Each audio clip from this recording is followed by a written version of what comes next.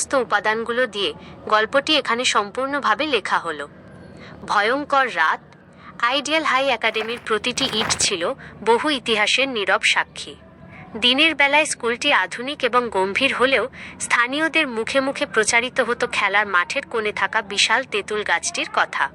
বলা হতো সূর্য ডোবার পর ওই গাছটির নিচে কেউ পা রাখলে আর ফিরে আসে না, কারণ সেখানে উল্টো পাওয়ালা এক ভয়ঙ্কর ভূত বাস করে। নিলয় ছিল একরোখা এবং প্রচণ্ড কৌতূহলী ছাত্র। সে প্রায়ই এই ভূতের গল্প নিয়ে ঠাট্টা করত। শেষমেশ তার বন্ধুদের সঙ্গে বাজি ধরেই চ্যালেঞ্জটা নিলয়কে নিতে হলো।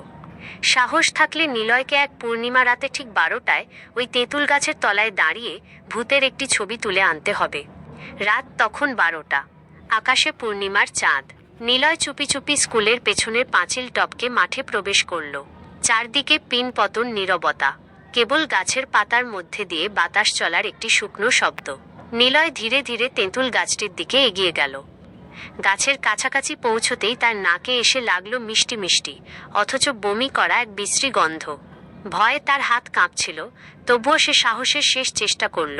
তার স্মার্টফোন হাতে ছবি তোলার জন্য ফ্ল্যাশ অন করল। ঠিক সেই মুহূর্তে ফ্ল্যাশটি জ্বলে উঠতেই সেই ক্ষণিকের আলোয় সে যা দেখল তাতে তার হৃদস্পন্দন থেমে যাওয়ার জোগাড়। গাছের মগডালে ঝুলে আছে এক লম্বা শুষ্ক অবয়ব। তার হাত দুটো অস্বাভাবিক লম্বা, কিন্তু সবচেয়ে ভয়ঙ্কর হলো তার দুটো পা উল্টো দিকে ঘোরানো। চোখগুলো জলজলে এবং সম্পূর্ণ সাদা। নিলয় পাথর হয়ে দাঁড়িয়ে গেল। ছবিটি তোলার কথা সে সম্পূর্ণ ভুলে গেছে। ভয়ের চোটে তার মনে হলো কেউ যেন তার গলা চেপে ধরেছে। ঠিক তখনই তেঁতুল গাছের ভেতর থেকে খুব নিচু ফিসফিসে কণ্ঠে একটি ডাক ভেসে এল।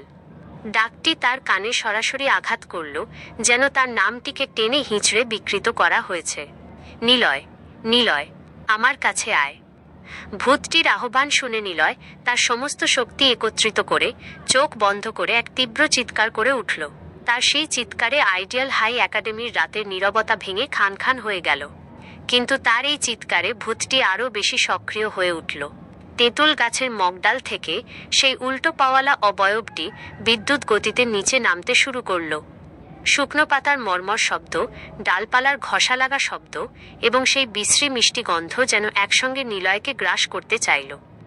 নিলয় যখন চোখ খুলল তখন সে দেখল গাছের সেই শুকনো সাদা রঙের হাত দুটো তাকে জড়িয়ে ধরেছে।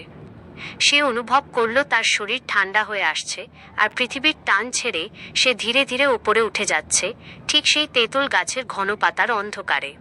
সে শেষবারের মতো তার বন্ধুদের নাম ধরে ডাকতে চাইল, কিন্তু তার মুখ থেকে শুধু ফিসফিস করে বেরিয়ে এল সেই মিষ্টি বমি করা গন্ধের শ্বাস। Dot dot.